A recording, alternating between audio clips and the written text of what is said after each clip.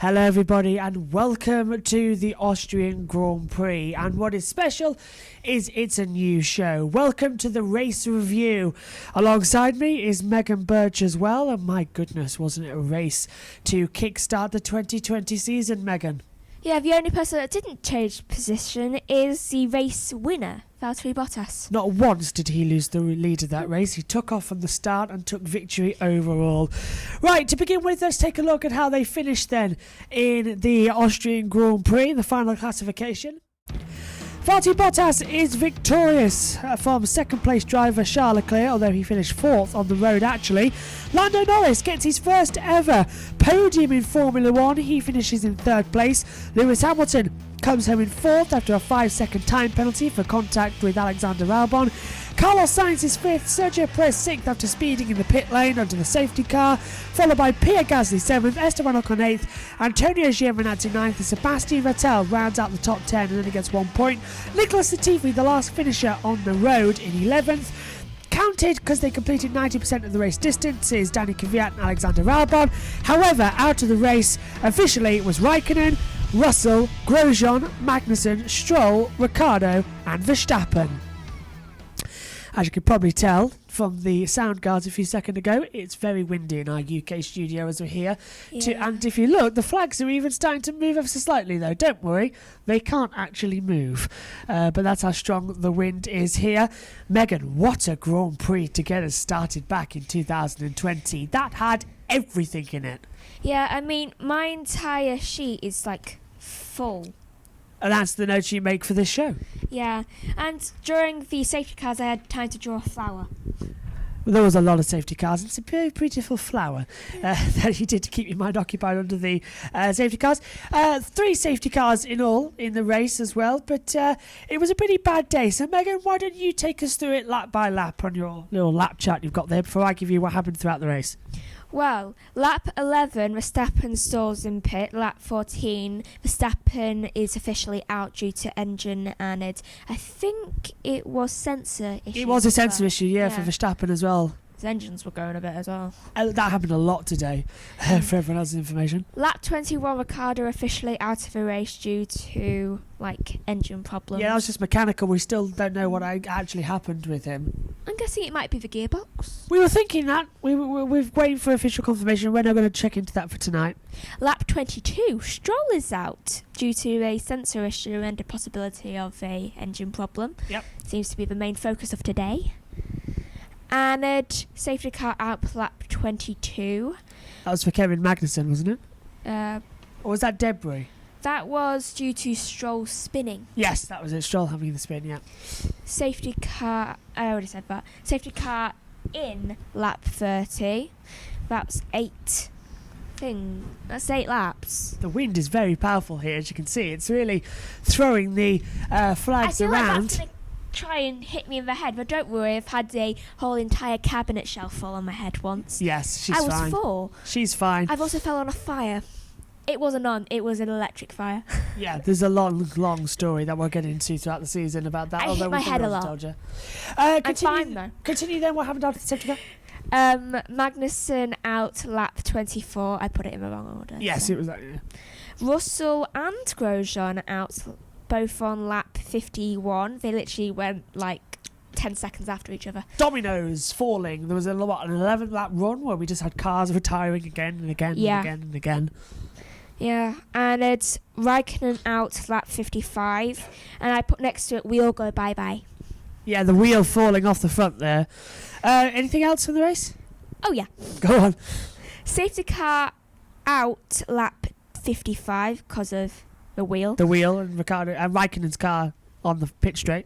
Yeah, safety car in lap 61. Albon hit by Hamilton lap 61, causing a investigation, which ended up in getting Hamilton a 5-second time penalty. It did. I've got the reason for it here. Yeah, Albon stops lap 69, which I think is down to the incident. Yes, and it was also an electrical issue, the same as what Max Verstappen had in the race that forced him out. I've got it all in my notebook, but Megan's going to go through her results first. And Kvyat puncture out lap 70, literally the last just 2 laps. Yeah, and then out of the race. No, actually, the last lap. Yeah, lap 70, yeah. So, let's go through it team by team. Finished with penalties. Oh, go on, penalties. This is a long list. Okay, incident between Sainz and Vettel noted. No investigation necessary. Black and white flag for Grosjean exceeding track limits. Albon and Hamilton under investigation. Lap 63. Time penalty Hamilton 5 seconds. Lap 66. Time penalty Perez 5 seconds. Lap 69. A lot of penalties and a lot of action in the opening race of the season. Right, let's go through it team by team. And it started with, in the race preview show, we were saying about how we heard of a investigation into Lewis Hamilton, a protest by Red Bull that ended up as a 3-place grid penalty for Lewis Hamilton for failing to slow under the yellow flags in qualifying. Fair decision, but it put him down to 5th on the grid, and that promoted Verstappen to 2nd on the grid. He's not having a very good weekend. No, he's not. It's a weekend from hell for Lewis Hamilton. But Bottas, let's go through them team by team then, and how they currently stand in the Constructors' title. Let's start off with Mercedes. Bottas won the race. Hamilton finished in 4th with a 5-second time penalty. Mercedes had sensor issues on both cars during the race with the gearbox and had to avoid the curbs in fear of breaking the sensors, and that would have led to them having to retire from the race. Bottas actually had the issue worse than Lewis. Lewis could have pushed for victory. That contact with Alexander Albon after the safety car came in led to a 5-second time penalty, and the stewards, this is from the official document, I've got it in front of me, the stewards reviewed video evidence that showed that car 23 of Albon and car 44 of Hamilton were side by side approaching the apex of turn 4. They negotiated the turn side by side, but car 23 of Albon had a better exit and was in the process of passing car 44. Car 44 was drifting to the outside of the exit turn 4 and consequently making contact with the rear right wheel of car 23, causing Albon to spin. The stewards determined that car 44 is at fault and to blame for the incident. You agreed with that in the commentary box, but Dad didn't. No, Ian but Birch, our that's pit because reporter. I feel he's biased towards Mercedes and Hamilton. Well, it's not really biased, but the stewards saw it your way and they gave him a penalty. Yeah. I think that was the same decision because Hamilton didn't turn as much as he could. Albon was the car ahead. He should have given him more room, and You the could steering wheel clearly works see both as ways. well that Hamilton didn't properly turn Yeah, the it corner. was very much at He a was just like 90 oh, degree. Yeah, like that. Yeah, it was very much at a 90-degree angle. It never once Like, turned to 180. imagine this is Albon and this is Hamilton. Yeah, it's just a drifting competition in. Yeah. Moving on then to McLaren. They are 2nd in the Constructors' title, impressively. Lando Norris getting his first ever podium in Formula 1. He finishes in 3rd. Carlos Sainz finishing 5th. This is McLaren's 2nd podium in 3 races, but separated by over 7 months, which is a strange stat. Lando Norris was promoted to 3rd on the grid due to that penalty for Lewis Hamilton after Red Bull appealed as well. But he got 3rd on the road again today from Lewis Hamilton due to a Hamilton penalty. So I think Lando Norris should be buying Lewis Hamilton a few drinks, socially distanced, of course. Yeah. Carlos Sainz had contact with Vettel during the race, but his car was not damaged. McLaren are racing with the same package that they took to the race that never was in Australia, but they have got updates coming for Hungary, so they could be a challenge for 3rd place in the Constructors this year. Great race, though, for Lando Norris today. Bad luck for Carlos Sainz with that contact with Vettel, but at least it didn't damage his car. Yeah. I mean, that's the main bit. Especially since everyone's cars were just going bye-bye. Hold on, how many were there out? 1, 2, 3, 4, 5, 11 6, finished. 7, 8. That's not 9. 9. 9 cars out, yeah. 9 cars. Just quickly on to Ferrari then. Charles Leclerc finished 2nd and Sebastian Vettel finished 10th, but of course Leclerc got that 2nd. It would have been 3rd, but he got that 2nd place due to the Hamilton penalty. You'll also be buying Hamilton a few drinks. Yes, indeed. But Leclerc He's 2nd. going to need it. Ferrari, we know, had an uncompetitive car this weekend. We know that they're going to improve it going into Hungary. But they qualified 7th and 10th on the grid, and Leclerc... 7th and 11th on the grid, and then Leclerc has taken 2nd place. That's a major result for a car that is uncompetitive in their eyes. Yeah, it really is. And I've just noticed something, that both of the Red Bulls, who are usually a leading team, are out. Yes. Meaning they are further down the championship, and unlike most years, they possibly actually, I don't think they have any chance of winning the Constructors' Championship this year. I agree with you, because as we said in the commentary, when Verstappen retired, you miss one race out of this current 8-race schedule. That's going to put you on the back foot for a long time. So that is real bad for them. Let's move on to... Renault also having a bad they time came there as here this well. weekend with a car they knew was undeveloped and discovering all that lot. Vettel, as I said, had that contact with Carlos Sainz at turn 3 and spinning round, but he fought back to 10th place to gain a point. On to Racing Point. They had a strong weekend, but only for Sergio Perez. They looked dominant in the practice sessions. Perez finished in 6th place, but Lance Stroll 18th with a retirement. A mixed day for Racing Point. Both cars started in the top 10. Perez was out for a podium, but was given a 5-second time penalty for speeding in the pit lane, dropped down to 6th, and had contact with Lando Norris on the road as Norris went for 4th place, and then Carlos Sainz went right round the outside at turn 4. Stroll was forced to retire after a sensor issue detected problems with his gearbox. This started the Mercedes team worrying about their cars. So points for Racing Point, but it could have been so much more today, Megan, if it wasn't for those sensor issues. They could have got at least a 3rd place and a 4th place. Yeah, I agree. It is just... Oh, it's a crazy race, to be honest. It's hard to keep up with. Moving on, AlphaTauri. Gasly 7th, Kvyat in 12th place. Points on debut for the new team name as well, which is great. Strong race for the team. Currently beating the main Red Bull team, of course, in the Constructors' title, with scoring points as well. Yes, it's only 4 points, but that's 4 more points than Red Bull have got. Kvyat, though, as you said, Megan, with a few laps to go, 2 laps to go, a massive blowout of the rear left tyre down turn 1. Now, what was that all about? Have Pirelli got an issue, or was it that the tyre was cut on the debris from Raikkonen? It was probably cut on the debris, since there was a lot of that revolving around the track, and it's a possibility if that sun wasn't picked up. Yes, and it was a very scary accident for Danny Kvyat, but he is okay. Yeah. He just went straight on with the tyre exploding. On to Renault then. Ocon, on his return to Formula 1, is in 8th place, scoring points. Daniel Ricciardo, though, 19th, out of the race as well, quite early on. Yes, but Esteban Ocon scoring points on his return to Formula 1. A strong day for him and a weekend he can be proud of going forward into this currently remaining 7 races. Ricciardo was forced to retire early on. The car went into limp home mode, and the reason is still being investigated now as to why, but you said it was possibly a gearbox issue as well. Yeah, I reckon it was a gearbox issue, because it looked like it was stopping, but it wasn't stopping, and that's usually what a gearbox thing looks like. Yes. Slowing really slowly until it comes to its eventual downfall of stuff. We'll have to keep an eye out on what that is and get that to you in the Grand Review podcast next Thursday's preview show.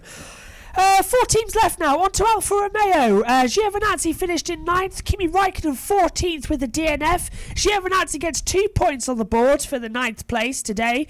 Massive improvement in the race compared to the weekend so far. Alfa Romeo still have a long way to go, though, in development of this car. They know they have problems with it. But Kimi Raikkonen, on the restart of the 2nd safety car, his front right wheel detached with a broken wheel nut, and the tyre went flying across the track. Raikkonen out of the race, causing the safety car, but a massive improvement needed for Alfa Romeo this weekend, but a scary incident for Sebastian Vettel, who's behind Kimi Raikkonen there, Megan, and he just avoided the tyre, but Raikkonen will go bye-bye. Yes, we'll go bye-bye.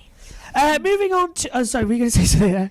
No. Okay, sorry. On to Williams then. It's getting very dark in our studio, by the way, so we're struggling to see.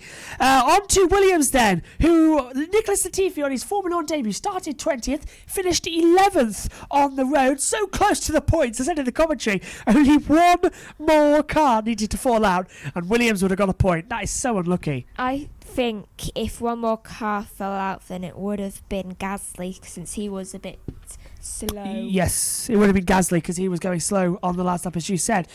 He dropped about 4 or 5 seconds actually on the results. Just 2 more laps and he would have been gone. Yes, 2 more.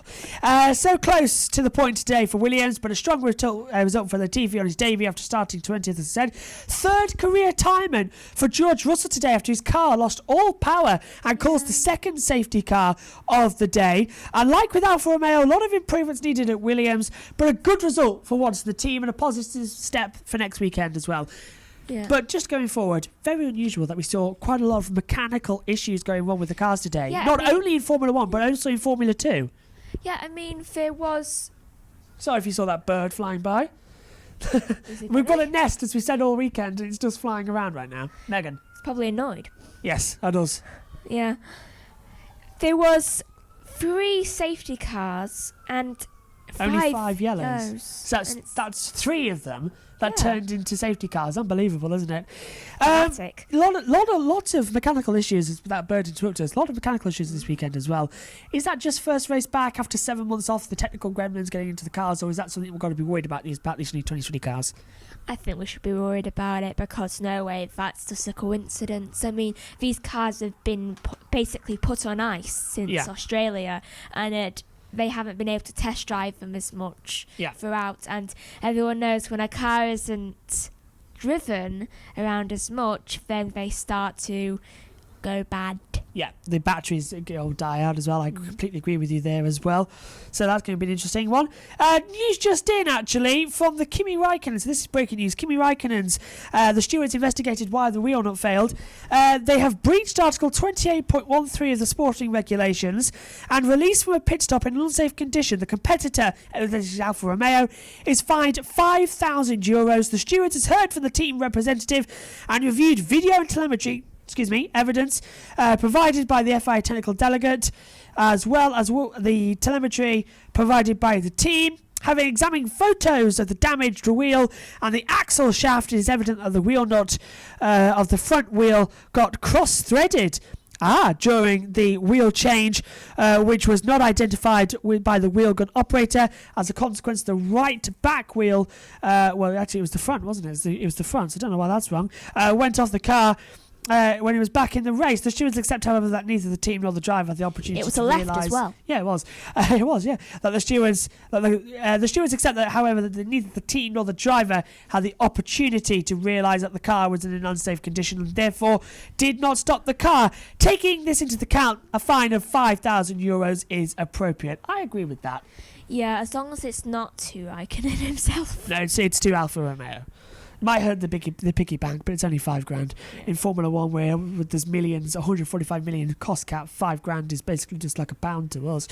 Basically like an orange. Where were we? Just past Williams, didn't we? So on to Red Bull. Well, they had the day from hell. One of only 2 teams not to finish with both cars. Who was the other? Haas. Yeah. Not surprising. Red Bull, Albon officially on the road in 13th, DNF. Verstappen 20th, DNF, and they had a bad day at their home Grand Prix.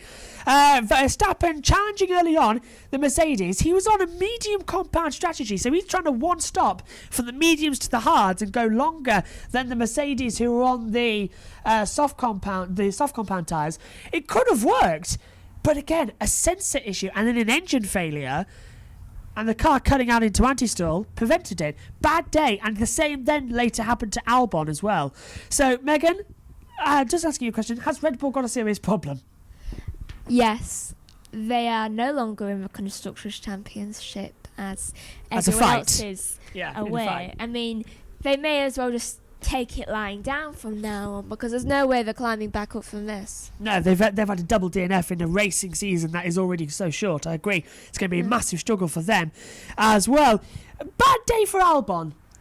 He went round the outside of Lewis Hamilton, got taken out again. So well. I know. He could have won this race. I said at one point, Albon could win this race. Yeah, and then Hamilton decides, nope. That happened in Brazil as well. Hamilton hit Albon in Brazil. What does he have against him? In Austria, Hamilton hits Albon. They need to have words. Yeah, they do. I think an apology is on the cards for Hamilton. I think he's already said that in the press conference. Haas now, the final team. Double DNF for them, and they're the last team in the Constructors' Championship. Grosjean finished 16th DNF, and Magnussen finished 17th DNF. The reason they're last in the Constructors' Championship, not Red Bull, even though Verstappen was 20th, the average finishing position with Haas being 16th and 17th puts them last. Albon finished 13th officially, and Verstappen 20th officially, even though they all DNF'd. It's the way the order goes in positions. So Haas finished 16th and 17th. The second team I to have got a... that right. Yeah, you did.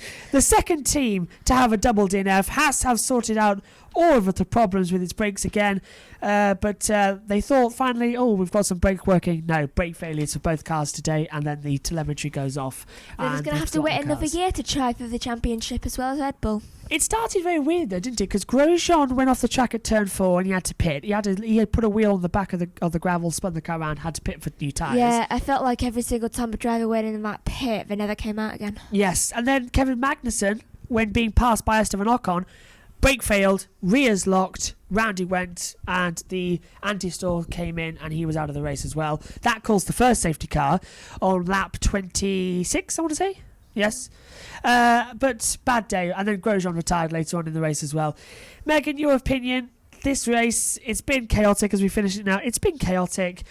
Who's your driver of the day, if you can name one? Lando Norris, because he finally got a podium. I completely agree with that as well. Right, Megan, next weekend, the Styrian Grand Prix, or the Steiermark Grand Prix it's actually called, but it's Styria, so we're in Styria.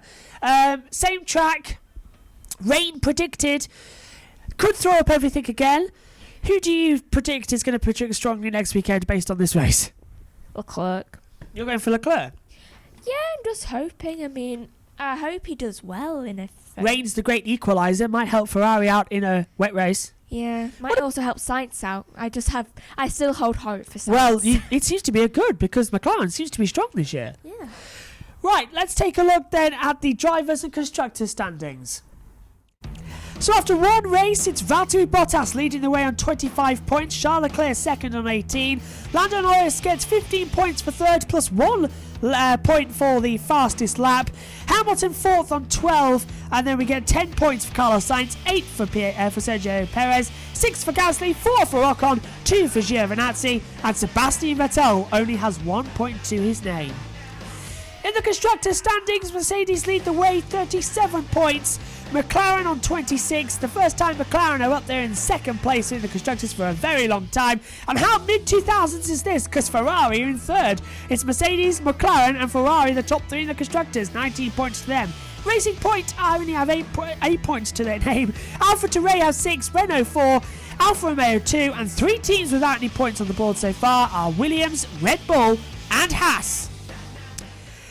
That's it. Thanks for your company this weekend. Final word from you, Megan. What have you sum up this whole weekend of racing? Because it's been chaotic. Formula One's back. Go on. Shocking. That's a good one. That's a very good one. I don't know if you're here this next weekend. We'll figure that out as we go. We shall see. But if not, thank you for your company this weekend. Thanks to Dad as well. What a way to start 2020. Formula One is back after 7 months off, and we were treated to a Grand Prix we needed. It was chaos. It was magic. We've fallen in love with the sport again. Join us in a week's time when we do it all over again here at the Red Bull Ring for the Steiermark Grand Prix. From us all here, though, stay safe. Bye for now.